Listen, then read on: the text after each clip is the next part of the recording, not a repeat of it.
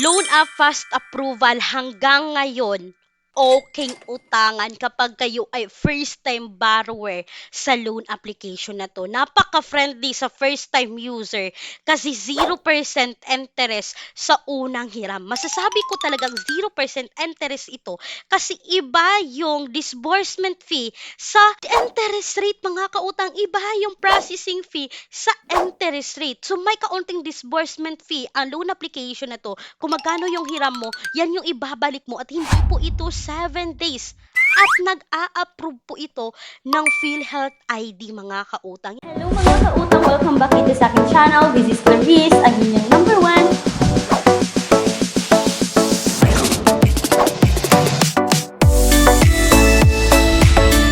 Yan yung pag-usapan natin sa video na to at alam ko hindi na ito bago sa inyo. Marami na sa inyo ang nakapagsubok dito. May iba't ibang comments na natanggap ko at ngayon napakasikat nito, napakaingay nito ngayon sa media.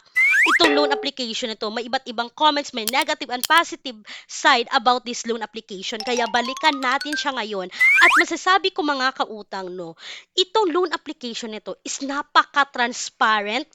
Napaka-transparent kapag kayo ay second or repeat borrowers na dito.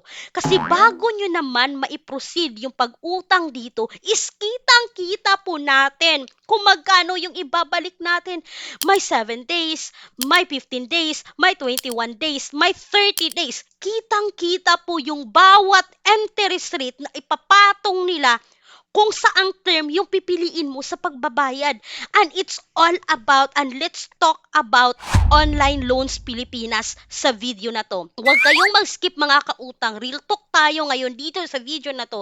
Hindi ibig sabihin ha na makikita nyo may link ako dito kay Online Loans Pilipinas is kinakampihan ko na ang loan application na to. Hindi, mga kautang, no? Kasi bawat video ko sa pagkakaalala ko about this loan application, sinasabi ko talagang okay to para sa mga first time borrower sa loan application na to. At sa repeat user naman, makakapag-decide talaga tayo based on our kakayahan. Kung kakayanan ba nating magbayad ng ganitong interest rate? Kung kaya ba natin siyang bayaran ng ganito? Kasi kita lahat ng details. And back tayo, no? Si Online Loans Pilipinas is nasa list of recorded online lending platforms, no? Makikita nyo ngayon dito sa screen. Kasama pa dito yung Online Loans Pilipinas Facebook page nila, onlineloans.ph, Online Loans Pilipinas.ph, Online Loans Pilipinas /Feso Cash Lending App. Tapos kasama pa dito si credit.ph, credit-loans.ph. Kita nyo yan. Yan yung nasa list of recorded online lending platforms.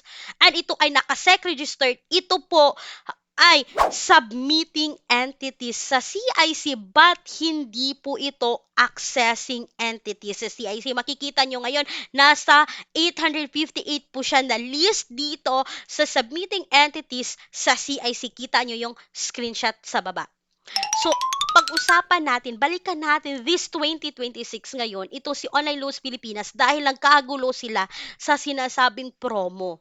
Yes, mga kautang, may promo pong naganap dito kay Online Loans Pilipinas, pero hindi lahat ay makapag-avail nito. Hindi lahat matawagan ng agents nila para mabigyan ng promo, no? Based sa research, sa experience, and yes, mga kautang, as a reviewer ng loan application, no, nagre-research yung mga reviewer para mabigyan talaga kayo ng further explanation about loan application. And mga kautang, based on my experience dito sa loan application na to, no, tatawagan lang nila yung borrower na pwedeng maka-avail ng promo. Tatawagan nila yan, no? Kasi si Online Loans to Pilipinas, ang kulit din pagdating sa tawag. Kapag hindi sinasagot yung tawag, paulit-ulit yan tatawag, mga kautang. Balik muna tayo para hindi magulo yung video. Balik muna tayo sa first loan, second loan, hanggang sa repeat borrowers, no? Para sa promo. Okay.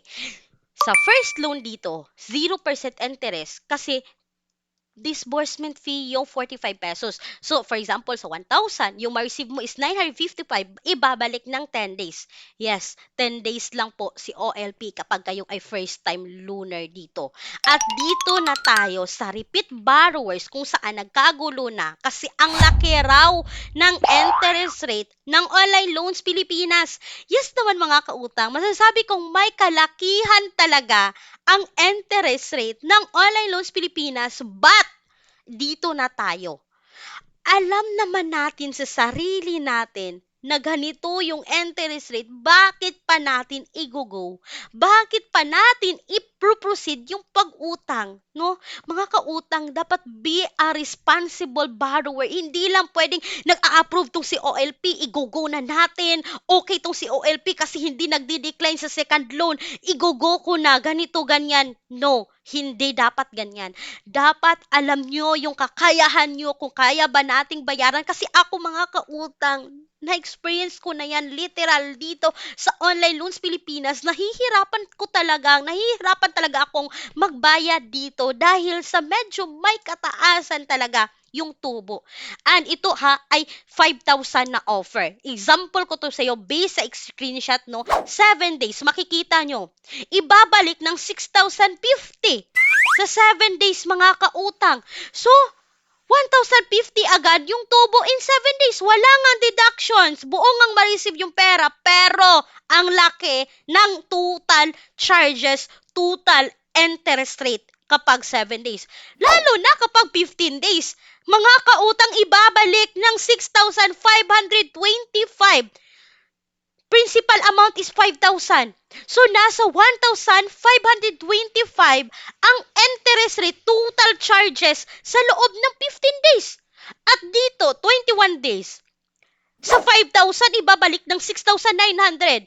So, nasa 1,900 na yung tubo sa loob ng 15 days. What? So, dapat isipin na natin to kung kaya ba nating magbigay ng principal amount plus tubo sa loob ng 15 days. At dito sa 30 days mga kautang, sa 5,000 ibabalik ng 7,425.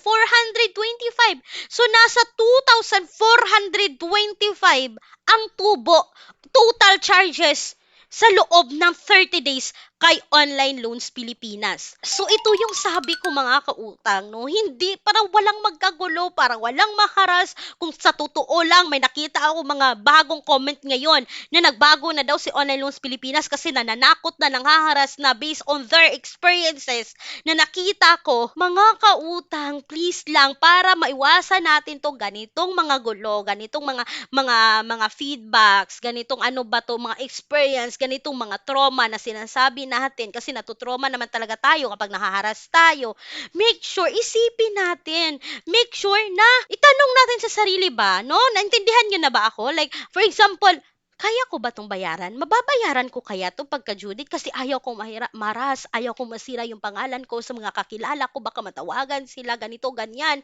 Kasi yung mga utangan online talaga, isang tatawag yan sa mga contact references. Ganun mga kautang, dapat nasa isip natin yan, lalong-lalo na sa lahat ng mga taong gustong umutang, nakapag-utang na, nandito na, hindi na makaalis sa pag-utang online kasi nandito na sila kumakapit, dito na talaga sila nanghihingi ng tulong kapag nagikipit, no? Okay.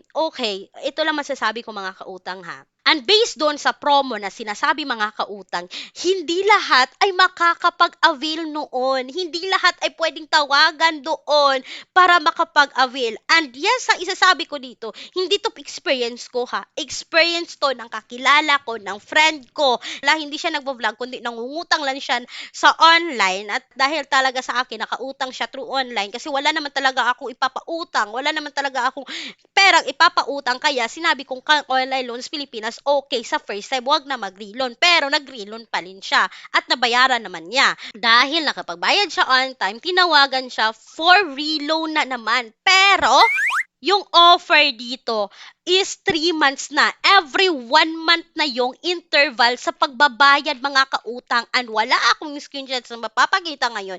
It is because hindi niya tinake yung offer and it is because mga kautang, hindi niya na kailangan ng pera No, hindi na niya kailangan pa ng pera, hindi na niya kailangan pang umutang. Kasi umutang siya dito, nagipit siya, wala yung pang sahod. But now is okay na siya. Hindi niya ginab. At sinabihan niya yung agent, hindi na kasi ano, ganito, ganyan. Mga kautang, ma-avail natin yung promo through calls ng agent. Or siguro sa inyo iba. Siguro sa inyo na automatic na nakita nyo dyan sa app na may offer na kayo. That's good. Okay yan. Okay yan kasi kita nyo naman kung magkano lahat ng details, di ba mga kautang, si OLP is napaka-transparent, napaka-okay. Makapag-decide ka talaga, hindi siya nang scam, hindi siya nang bubudol, hindi talaga siya ng scam, no? Ewan ko ba kasi yung term ng iba dito is scammer si Online Loans Pilipinas sa laki ng interest rate. May nakita at nabasa akong comment na nagsasabing scam daw. Pero mga kautang, in the first place, napaka-transparent ng Online Loans Pilipinas. Nasa sa atin na talaga yung desisyon kung uutang tayo dito or hindi. And since 2018 pa, ang loan application na to, 2018 pa nagpapautang na. May iba nga dito, no, dahil sa hindi panghaharas ng Online Loans Pilipinas, ginaano nila, hindi na sila nagbabayad. Ay, okay na to, hindi na ako magbabayad kasi ano na, hindi naman nanghaharas si Online Loans Pilipinas, makakalimutan na nila yung utang ko dito. May mga ganon. Sabihin nyo, sa lahat ng nangangutang dito kay Online Loans Pilipinas, may hindi nakapagbayad, it is because hindi sila nanghaharas. Ewan ko lang this 2026 kung ganun pa si Online Loans Pilipinas. Kung hindi pa rin siya nanghaharas ngayon. Kasi based on my experience, my research, my feedbacks na nagawa last previous year, nagsisimula ako dito year 2020 tong nagva-vlog about kay Online Loans Pilipinas, ay hindi yan ang haharas. Kaya yung iba is nag-take for advantage na hindi na binabayaran kasi hindi nang haharas. Correct me if I'm wrong, but this 2026 sana ganun pa rin, hindi nang haharas ang loan application na to. And yan lang muna for today's video about this loan application mga kautang. Sana po ay nagustuhan nyo about yung honest review ko dito sa loan application na to. Huwag na tayong mag-away-away pa, no? Kay Online Loans Pilipinas. Kasi mga kautang, iba-iba yung experiences natin, iba-iba yung offer na nakukuha natin, hindi tayo magkakapare-pareho. Kasi iba-iba yung mga credit score natin, iba-iba yung mga experiences natin. In short, sa kahit anumang loan application, hindi lang dito kay Online Loans Pilipinas. So mga kautang, sana'y nakatulong tong quick honest review ko about this loan application. Masasabi nyo naman na kinakampihan ko kasi may link ako. Hindi ganun mga kautang. Okay talaga siya sa mga first time user. Kahit i-bash nyo ako ngayon, masasabi kong okay siya sa first time user, sa naghahanap ng legit na utangan na naggigipit ngayon, na malayo pa ang sahod at nauubusan na, okay siya, no? Yan lang mong sasabi ko kahit i-bash nyo ako kasi okay naman talaga siya, 'di ba? And speaking sa bank personal loan, yes, legit, nagpapautang pa rin. O, nagpapautang pa rin si bangko ng minimum 20,000, maximum of 2 million pesos. For more details, email me, Viber me, makikita yung Viber number ngayon sa screen. Once again, this is Clarice, ang inyong number 1, pala utang. Dahil utang is life. Bye-bye-bye mga kautang.